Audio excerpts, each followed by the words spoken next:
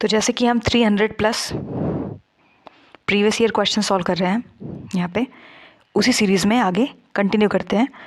तो अगर आपने इसके पहले के जो अलग अलग पार्ट्स थे उसको नहीं देखा है तो आप इकोलॉजी के प्लेलिस्ट में जा सकते हो, ठीक। और 1 से लेके लास्ट तक पूरा देख के धीरे धीरे पूरा नोट बनाना होगा और मल्टीपल टाइम्स रिवाइज करना होगा, ठीक। फिर जाके आपको कुछ बेनिफिट मिलेगा। स्टार्ट करते हैं। Which plant is capable of absorbing CO2 and NO2? क्या होगा इसका? रोबीनिया या फैसियोलस या डॉकस या फिर सीलस? करेक्ट आंसर होगा ये फैसियोलस वल्गैरिस। तो ये एक ऐसा प्लांट है जो कि CO2 और NO2 को एब्जॉर्ब कर लेता है और ये एक बीन प्लांट है, ठीक है। ये एक्वायर करता है नाइट्रोजन किसके थ्रू एन एसोसिएशन, राइजोबिया के साथ इसका एक एसोसिएशन होता है। और सबको पता है कि जब राइजोबिया आ जाता है उसका मतलब होता है कि nitrogen fixing bacteria.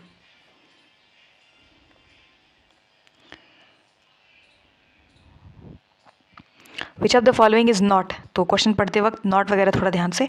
About population in the Hardy Weinberg. तो ये बहुत ज़्यादा इंपॉर्टेंट टॉपिक है। इसको तो जो भी आप नोट मेकिंग कर रहे हो ना, गूगल से कहीं से इसका कम से कम एक अच्छे से एक A4 शीट पे इसको अलग से लिख के अच्छे से समझ लेना, याद कर लेना, क्योंकि स्टेटमेंट बेस्ड क्वेश्चंस थे, असर्शन रीजन बेस्ड क्वेश्चंस थे और न्यूमेरिकल बेस्ड क्वेश्चंस भी थे। तो हार्डी विनबर्ग प्रिंसिपल अपने आप में बहुत ज़्यादा इंपॉर्टेंट है when it comes to ecology specially, ठीक। तो पॉपुलेशन जो है वो इवॉल्व नहीं हो रहा है। Gene flow between population and surrounding population doesn't occur. Population जो है वो थोड़ा स्मॉल है या नेचुरल सिलेक्शन जो है वो ऑकरिंग नहीं है। इसमें से क्या करेक्ट होगा? तो इनकरेक्ट होगा।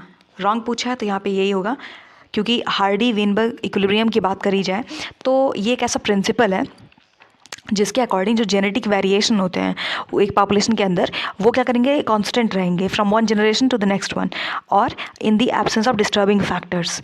और ये प्रपोज किया था विल्हेम विनबर्ग ने। कभी सिर्फ विल्हेम लिखा आ जाए तो बड़ी गड़बड़ हो जाएगी। विल्हेम विनबर्ग, ठीक। तो विल्हेम लिख के अंडरलाइन तो कर ही लो, क्योंकि कई बार साइंटिस्ट के जब नाम, जैसे देखा होगा आपने जो लिमिटिंग फैक्टर वाला है, तो वहाँ पे जब साइंटिस्ट का नाम दिया गया तो कंफ्यूज करने के लिए उसका जो एक फर्स्ट सेकंड नाम होता है तो फर्स्ट नाम को एलिमिनेट कर दिया था, सिर्फ एक ही नाम दिया था, ऐसे दिक्कत हो जाती है। तो विल्हेम लिख के अंडरलाइन कर लेना। तो विल्हेम ने दिया था, एक जर्मन फिजिसिस्ट थे और हार्डी का पूरा नाम था गॉडफ्रे हैरल्ड हार्डी। तो कंफ्यूज करने के लिए दे सकते हैं कि विल्हेम यानी कि विनबर्ग, विल्हेम एंड गॉडफ्रे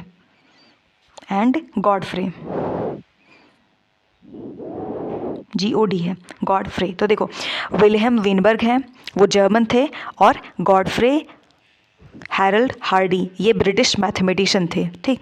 तो there must be some random mating होना चाहिए। क्या क्या प्रिंसिपल्स में इनके क्या क्या आता है वो भी देख लो।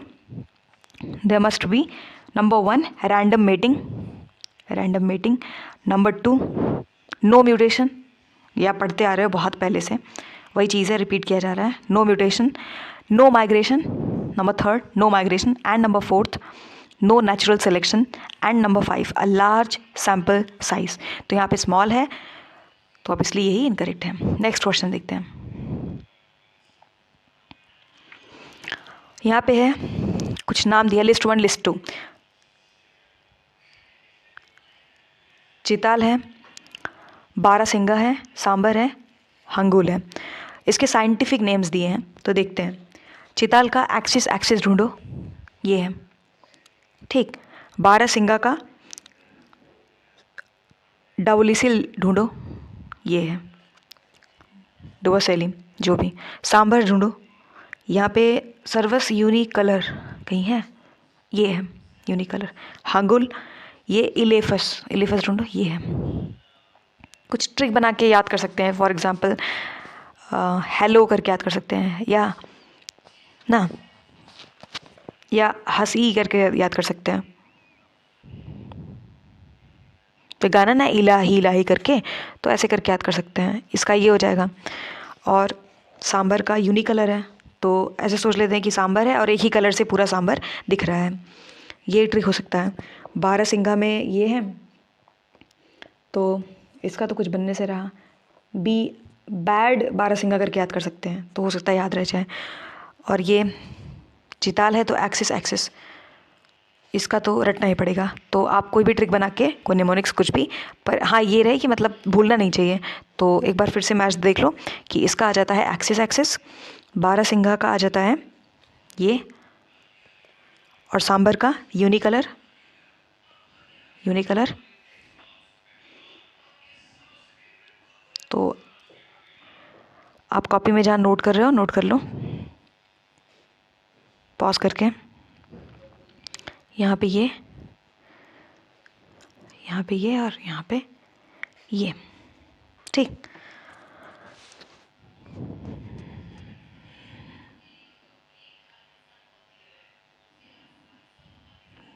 सांबर यूनिकलर है ये, ठीक ठीक, अंगुल, ठीक। आगे बढ़ते हैं। For a given ecosystem total amount of solar energy converted to organic compound during photosynthesis, उसे क्या बोलेंगे? तो टोटल बोला है तो केवल 1% सोलर एनर्जी यूटिलाइज होती है बाय ग्रीन प्लांट्स, ये सबको पता है। तो total amount of solar energy stored होता है जो फूड मटेरियल में, वो सिंथेसाइज होता है बाय ग्रीन प्लांट्स, उसको हम बोलते हैं ग्रॉस प्राइमरी प्रोडक्शन। यहाँ पे क्या पूछा है? टोटल ना, total amount of solar energy, तो ग्रॉस होगा जीबीपी, ठीक।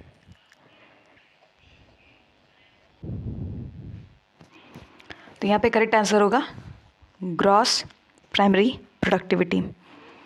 विच bird is a state symbol for UP? तो आप जिस भी एग्ज़ाम के लिए प्रिपेयर कर रहे हो स्टेट के लिए, तो वहाँ के स्टेट का जो इम्पोर्टेंट नेशनल पार्क है, वाइल्ड लाइफ सेंचुरी है, लेक है, माउंटेन्स वगैरह है, और साथ में उनका स्टेट सिंबल वगैरह क्या है ये भी देख लेना, ठीक। इसमें देखते हैं सारस क्रेन। सारस क्रेन, सारस क्रेन एक स्टेट सिंबल है यूपी के लिए, highest flying bird in the world. इसका एक ये फैक्ट है, तो हो सकता है नेक्स्ट टाइम जब एग्जाम में पूछे तो स्टेटमेंट बेस्ड क्वेश्चंस में लिखा हो कि first state symbol for UP, number 2 कि it is the highest flying bird in the world, ये इसका दूसरा पॉइंट है, ठीक। साइंटिफिक नेम तो ग्रस एंटीगॉन है, लिख लो ग्रस एंटीगॉन, ठीक। तो ऐसे बना के 3 स्टेटमेंट दे देंगे और पूछेंगे कि और चौथा कुछ रॉन्ग दे देंगे, उसमें पूछेंगे कि which of the following above is not correct, या इनमें से कौन सा करेक्ट है, 1 2 3 1 2 1 2 ऐसे करके, या 2 3 ऐसे करके पूछ सकते हैं। तो हमें हर लेवल के क्वेश्चंस के लिए तैयार रहना चाहिए, ठीक। तो यहाँ से हमें 3 पॉइंट मिलते हैं। पहला, सारस क्रेन जो है वो स्टेट सिंबल है यूपी का। दूसरा, ये highest flying bird in the world है। तीसरा, इसका साइंटिफिक नेम ग्रस एंटीगॉन है। और सारस क्रेन जो एक लार्ज नॉन माइग्रेटरी क्रेन है, found in the parts of the Indian सब कॉन्टिनेंट, जैसे कि साउथ ईस्ट एशिया और ऑस्ट्रेलिया। तो ये जो नॉन माइग्रेटरी क्रेन है, इस ये भी लिख सकते हो 4th में, वो लिखा जा सकता है कि मे बी माइग्रेटरी क्रेन है, तो आपको मतलब कंफ्यूज कर सकते हैं, तो आप लिखो कि नॉन माइग्रेटरी है, ठीक। ये हमें यहाँ से 4 पॉइंट मिलते हैं। हमने एक क्वेश्चन से लगभग 5 के करीब क्वेश्चन सॉल्व किए हैं यहाँ पे। फील्ड कैपेसिटी देखते हैं। Field capacity is the extent to which soil can hold. Soil science मतलब ये अपने आप में काफ़ी इंपॉर्टेंट है, तो इस पर एक अलग से लास्ट मिनट रिविजन वाले में बनाना पड़ेगा, ठीक। सॉइल साइंस काफ़ी इंपॉर्टेंट है। तो फील्ड कैपेसिटी पूछा है, क्या सही है? यहाँ पे extent to which soil can hold field capacity, तो यहाँ पे कैपिलरी हाइग्रोस्कोपिक होगा। देखो, वाटर होल्डिंग कैपेसिटी किसी भी सॉइल का वो डिस्क्राइब्ड होता है in terms of field capacity, ये पहला है। और ये एक तरीके से डेफिनेशन तरीके से है ना, the water holding capacity of soil is described in terms of field capacity, तो ये एक एमसीक्यू अपने आप में बन सकता है। दूसरा है कि it represents the maximum amount of water जो कि soil can hold after allowing the free drainage. Clay soil हो या soil with a high humus content have a large field capacity. तो स्टेटमेंट बेस्ड क्वेश्चन में आ सकता है कि जो हाई ह्यूमस कंटेंट होते हैं सॉइल, क्ले सॉइल, उनके पास स्मॉल फील्ड ऐसे करके दिया रहेगा, कैपेसिटी होती है। नो, तो आप ये लिख सकते हो, नोट कर लो कॉपी में, मतलब स्टार बना के साइड में, कि क्ले सॉइल और soil with high humus content have a large के नीचे 3-4 बार अंडरलाइन कर लो क्योंकि ये बहुत इंपॉर्टेंट है। Field capacity, large field capacity. आगे देख लेते हैं, 3 होते हैं, हाइग्रोस्कोपिक वाटर, कैपिलरी वाटर और ग्रेविटेशनल वाटर। उसमें क्या डिफरेंस है, क्या है? नंबर 1 हाइग्रोस्कोपिक, ये number 2 capillary, number 3 gravitational water. अच्छा, हाइग्रो में क्या है, देखो जब वाटर जो है वो प्रेजेंट होता है as a thin film soil particles के चारों तरफ, वो हो जाता है, और ये प्लांट्स इसको इस्तेमाल नहीं करते हैं, it is not utilized by plants. Capillary की बात करूँ, सेकंड वाला, तो यहाँ पे वाटर जो प्रेजेंट होता है वो in the thin and narrow capillaries वो फॉर्म होता है बाय द सॉइल पार्टिकल्स, और ये प्लांट्स यूटिलाइज करते हैं। तो पहले में नॉट यूटिलाइज बाय प्लांट्स, इसको ऐसे आप कॉलम बना के आगे मतलब कुछ भी लिख लेना, फिर यहाँ पे यूटिलाइज्ड बाय, ठीक, और by plants the water present in soil utilised by plants is called as chresard. तो जब कैपिलरी वाटर के अंदर सॉइल जो वाटर प्रेजेंट होता है सॉइल में, जब प्लांट्स उसको यूटिलाइज करते हैं, उसको हम क्रिसार्ड बोलते हैं। क्रिसार्ड PYQ है ये, होलार्ड, क्रिसार्ड, ये सब पूछता है बहुत, तो क्रिसार्ड, ठीक। और ग्रेविटेशनल वाटर जो हमारा थर्ड है यहाँ पे, इसकी बात करें तो वाटर जो पर्कुलेट करता है डीप इनटू द सॉइल, किसकी वजह से? ग्रेविटेशनल फोर्सेस की वजह से, तो ये भी नॉट यूटिलाइज्ड बाय प्लांट्स। तो एक जगह लिख लो नंबर 1, नंबर 2, नंबर 3, ठीक। तो यहाँ पे लिखना hygroscopic, capillary water, gravitational water.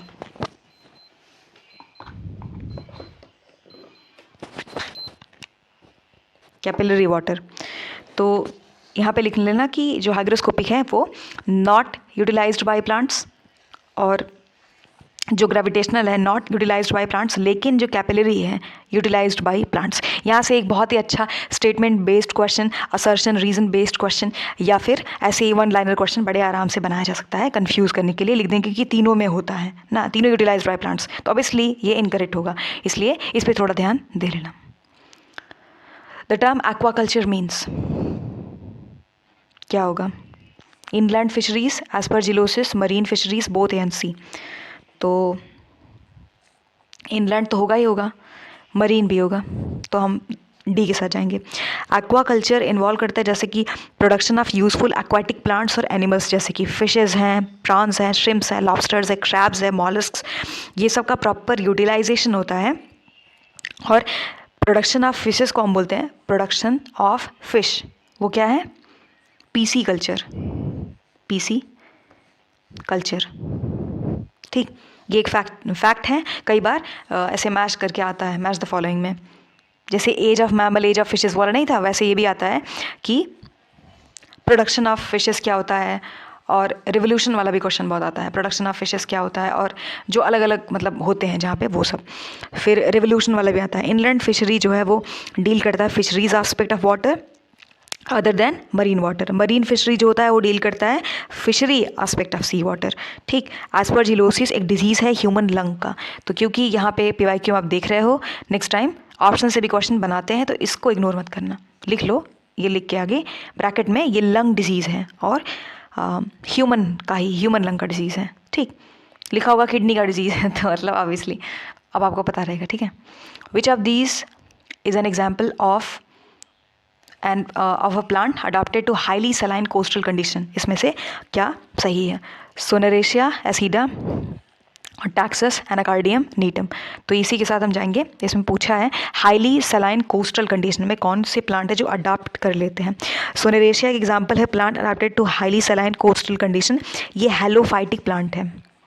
हेलोफाइटिक, hello का मतलब ही सलाइन होता है। तो सोनेरेशिया एक जीनस ऑफ प्लांट है in the family Lythraceae. Sonneratia species mangrove trees होते हैं। ये क्वेश्चन नेक्स्ट टाइम पूछ सकता है, जैसे कि आपने देखा होगा मैनग्रोव का बहुत रहता है डोमिनेंस, तो ये मैनग्रोव स्पीशीज है। ये मैनग्रोव मतलब ये स्पीशीज जो है मैनग्रोव ट्रीज होते हैं, तो इनके पास कुछ they have got the intertidal habitats, क्योंकि ये सॉल्टी इन्वायरमेंट के साथ में कोप अप कर लेते हैं। फाइंड ऑड मैन आउट, इसमें से क्या सही होगा? इसमें से कौन सा ऑड है? LD50, LC50, EC50 और LE50। तो टॉक्सिकोलॉजी वाला क्वेश्चन है ये, इस पर भी एक वीडियो बनाना पड़ेगा थियोरेटिकल पार्ट का, ठीक है, कॉन्सेप्ट वाला। LD50 LC50 दोनों ही रिप्रेजेंट करते हैं अमाउंट एंड कॉन्सेंट्रेशन, ठीक। कौन? LD और LC, ये अमाउंट, ये आप ऐसे करके लिख लेना कि अमाउंट एंड कॉन्सेंट्रेशन, ठीक, दोनों इसको रिप्रेजेंट करते हैं। But at same time EC50, जो EC50 है ये स्ट्रांगली कॉन्सेंट्रेशन से रिलेटेड है। तो ये दोनों में तो दोनों है, लेकिन ये स्ट्रांगली कॉन्सेंट्रेशन वाले से रिलेटेड है, ठीक। फिर आ जाता है कि EC50 का मतलब होता है कि half maximum effective concentration in जो होता है ना कि फार्माकोलॉजिकल कॉन्टेक्स्ट में। LE50 एक लेज़र मेजर है इसका, ये जो LE50 है ना, ये एक लेज़र मेजर है, इसका कोई टॉक्सिकोलॉजी से लेना देना नहीं है, सिर्फ इन तीनों से था।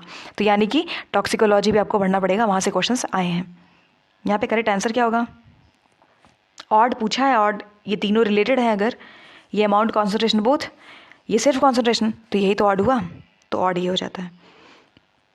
क्वेश्चन पढ़ते हैं, काफ़ी लंबा चौड़ा है। क्वेश्चन है, temperature influences the rate at which some physiological process function but does not participate in the function. What kind of effect of abiotic environmental factors it is called? Masking, directiveness, control, deficiency. तो ये कहाएगा डायरेक्टिवनेस, जाने कौन सी book से उठाया है, पर ये एक तरीके से डेफिनेशन पूछ लिया आपसे, चलिए कोई नहीं।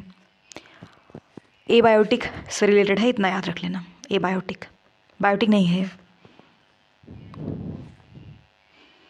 Given the sperm bank, egg bank, blood bank, DNA fingerprinting, mitochondrial DNA, तो एक प्योर एशियाटिक लायन है identified from a hybrid between Asiatic lion and African lion using, किस चीज़ का यूज़ किया गया होगा? जो ऊपर 5 दिया है उनमें से कौन सा? तो सबसे पहले DNA फिंगरप्रिंटिंग ढूंढ लो, ठीक, और माइटोकॉन्ड्रियल DNA, 4-5, ठीक। DNA फिंगरप्रिंटिंग और माइटोकॉन्ड्रियल DNA यूज़ किया गया था identification of Asiatic lion, African lion में, क्योंकि DNA जो है वो किसी भी ऑर्गेनिज्म के आइडेंटिफिकेशन की जब बात आती है बहुत ज़्यादा नेसेसरी हो जाता है। 2,4-D एक सिंथेटिक क्या है? तो अगर आपने प्लांट हार्मोन पढ़ा होगा तो ये सिंथेटिक ऑक्सिन है, ठीक। 2,4-D synthetic auxin, full name होता है 2,4-D का 2,4-डाइक्लोरोफिनॉक्सी एसिटिक एसिड। पूछ सकता है नेक्स्ट टाइम फुल फॉर्म, तो लिख लो 2,4-डाइक्लोरोफिनॉक्सी एसिटिक एसिड। इस्तेमाल क्या किया जाता है? हर्बीसाइड के जैसे, हर्बीसाइड, ठीक, हर्बीसाइड के जैसे, और ब्रॉड लीफ वीट को कंट्रोल करने के लिए। और इसके पास बहुत ही अच्छा खासा पोटेंशियल होता है कि स्टोरेज लाइफ को और फ्रूट की क्वालिटी को इन्हांस कर सके। तो यहाँ पे हम ऑक्सिन के साथ जाएंगे। आगे देखते हैं, which function of forest helps most in controlling drought, सूखा वगैरह। Forest bring rainfall, forests have lot of aquatic plants, forests act as water reservoir, या फिर ये प्रिवेंट करते हैं सॉइल इरोजन को। तो अगर आप पढ़ रहे हो NCERT बहुत पहले से, क्लास 6, 7, 8 वाले में भी आपको ये लाइन ज्योग्राफी में, इकोलॉजी में और बायोलॉजी में भी आपको मिल जाएगा। तो फॉरेस्ट प्रिवेंट सॉइल इरोजन, ठीक। फॉरेस्ट हेल्प करता है most in controlling drought by performing function to prevent soil erosion, क्योंकि यहाँ सूखे की बात हो रही है इसलिए सॉइल इरोजन वाली बात आएगी।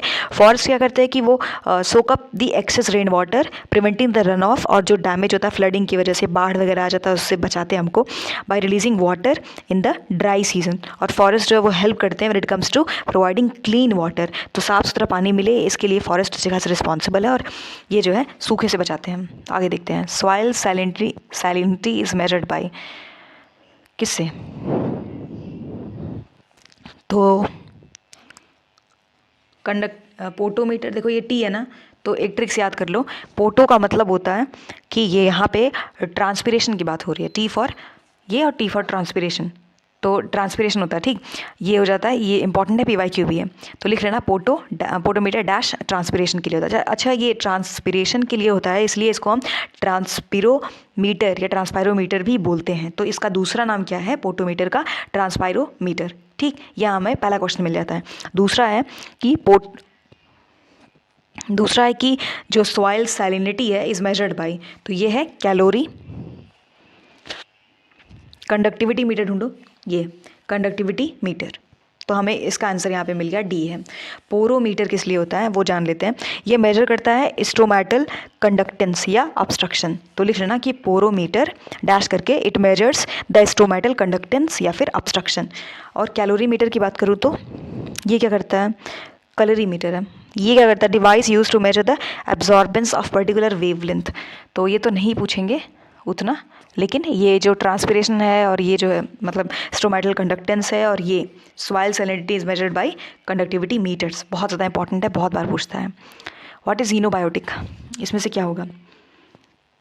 सबसे पहले जीनोबायोटिक का मतलब समझो, ये इसका मतलब क्या है, इसका मतलब होता है foreign to life, foreign to life. ठीक, नेक्स्ट टाइम लिखा हो सकता है ना कि इट मीन्स, जीनोबायोटिक मीन्स और ABCD करके लिखा रहेगा, तो ये हमारा पहला क्वेश्चन मिल जाता है। ये केमिकल सब्सटेंस है found with in an organism, जो कि it is not naturally produced, ये नेचुरली प्रोड्यूस नहीं होता है। ठीक, ये ऑर्गेनिज्म के अंदर रहता है। एग्जाम्पल जीनोबायोटिक्स का हो जाता है जैसे कि इंसेक्टिसाइड है, पेस्टिसाइड है, हर्बिसाइड है, फंगीसाइड है, ये सब आ जाते हैं। ठीक, तो ढूंढ लो इंसेक्टिसाइड, पेस्टिसाइड, हर्बिसाइड, सब आ जाएगा। क्या बचा, सब आएगा। तो इसका मतलब क्या होता है, याद कर लेना, क्या, foreign to life. Poor man's cow, इसमें से क्या होगा। तो पहली बात तो ये क्वेश्चन मुझे किसी बुक में नहीं मिला और पहली बार मैंने देखा, बड़ा अजीब लगा, किस बुक से उठाए हैं। खैर, poor man's cow is goat is known as, तो गोट ढूंढ लो, गोट है। तो क्योंकि दे फुलफिल और प्रोवाइड न्यूट्रिशियस मीट और हाईली पैलेटेबल मिल्क, जो कि रिक्वायरमेंट, रूरल एरिया के रिक्वायरमेंट को सेटिस्फाई करता है। ठीक, यहाँ पे एक क्वेश्चन और है, वो ये है कि जहाँ कॉपी में नोट कर रहे हो वहाँ लिखो, सानेन करके है, स्पेलिंग आपको बोल देते हैं SAANEN, सानेन एक स्पीशीज़ है ऑफ गोट, गोट की है। ठीक, इसे क्या बोलते हैं, क्वीन ऑफ मिल्क, तो लिख लेना, पूछ सकते हैं नेक्स्ट टाइम ना, सानेन ब्रैकेट में गोट कर लेना, गोट की स्पीशीज़ है, also known as queen of milk. ऐसे क्वेश्चंस तो अक्सर मिसलीनियस में जाते हैं। ठीक, क्योंकि अगर 125 क्वेश्चन आएंगे तो वो जानबूझ के कम से कम 15 से 20 क्वेश्चंस ऐसे ही बनाएंगे जो एक आम इंसान सॉल्व ना कर पाए। लेकिन अगर आप ठीक से पढ़े हो तो एटलीस्ट 110 प्लस तो बिल्कुल ही एक्यूरेट होना चाहिए ना, उसमें मतलब अगर वो प्रिसाइज नहीं है तो बड़ी गड़बड़ हो जाएगी। यहाँ पे हम डी के साथ जा रहे हैं। Sustainable development means continuous development, improves quality of life, development without wildlife conservation, development without compromising needs of future generations।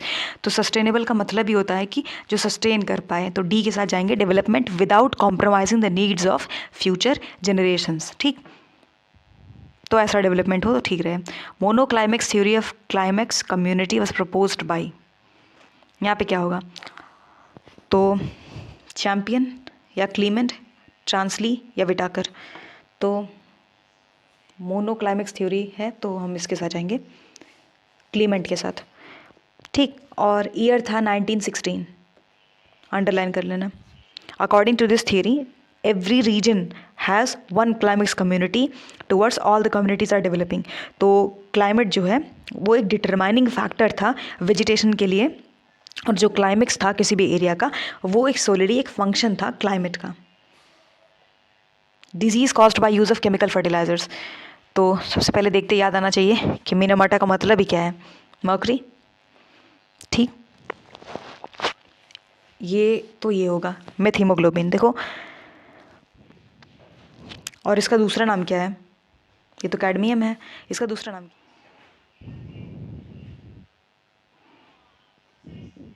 इस क्वेश्चन को देखते हैं। Disease caused by use of chemical fertilizers, तो ये मर्करी से होता है, ये कैडमियम से है, ये तो ये करेक्ट आंसर होगा। अच्छा, मेथिमोग्लोबिन जो होता है ना, इसका दूसरा नाम क्या है पूछ सकते हैं, ब्लू बेबी सिंड्रोम, ये हम पहले भी सॉल्व करते आए हैं, ब्लू बेबी सिंड्रोम।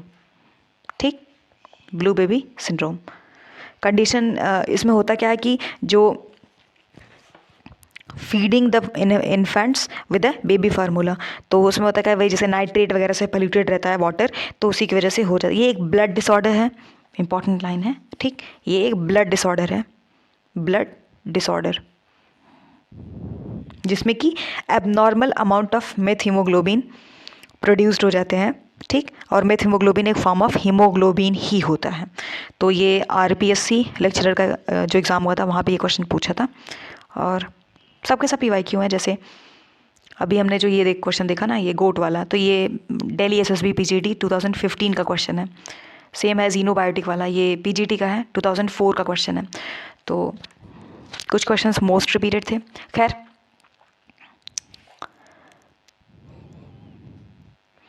तो आज ये सीरीज़ ख़त्म होता है, ठीक। लास्ट डे आज इसका। तो प्लेलिस्ट आपको मिल जाएगा, आप सेक्शन में जाना प्लेलिस्ट वाले में, वहाँ पे 1 से लेके लास्ट तक आपको मिल जाएगा। एक क्वेश्चन इक्वल्स करीब करीब 5-6 क्वेश्चन आपको एक क्वेश्चन से ही मिल जाएंगे। तो अगर आप अच्छे से नोट बनाते हो और अच्छे से बार बार रिवाइज करते हो, तो इकोलॉजी के जो क्वेश्चंस आएंगे उसको आप आसानी से अच्छे से कर सकते हो, ठीक। बाकी तो ऑब्वियसली आपको पता होगा कि जब बात आती है थियरी की ना, कि ये तो हमने सिर्फ PYQ करा है, लेकिन एक सही अप्रोच क्या होगा कि हम यूनिट एज अ यूनिट लें इकोलॉजी को। तो हमें क्लास जो 12th है उसके जो लास्ट 4 चैप्टर्स थे ना, उसको पढ़ना पड़ेगा अच्छे से, इन डेप्थ पढ़, लाइन बाय लाइन अच्छे से रटा हुआ होना चाहिए, वहाँ से क्वेश्चंस अच्छे खासे बनते हैं। फिर उसके बाद हमारा जो BSc में हमने पढ़ा होगा इकोलॉजी के बारे में, वहाँ से क्वेश्चंस बनते हैं। तो इन दोनों का कॉम्बिनेशन अगर ठीक है तो हम आसानी से क्वेश्चंस बड़े आराम से सॉल्व कर सकते हैं, क्योंकि आपने देखा कि कैसे डिजीज़ेज़ जो हैं उन पर बहुत ज़्यादा फोकस था, ठीक। तो किसी भी तरीके से जो टॉपिक्स होते हैं उनको ऐसे ही पढ़ना होता है। PYQ देखो, पता चलता है कि कैसे क्वेश्चंस बनाए जाते हैं, और फिर उसके बाद हम जब थियरी पढ़ रहे होते हैं तो दिमाग में रहता है कि हाँ ऐसे क्वेश्चंस आएंगे और हम जो पढ़ रहे हैं उसका कोई मतलब है, ठीक है। So I hope you find this video helpful. If you find this video helpful, thanks for watching.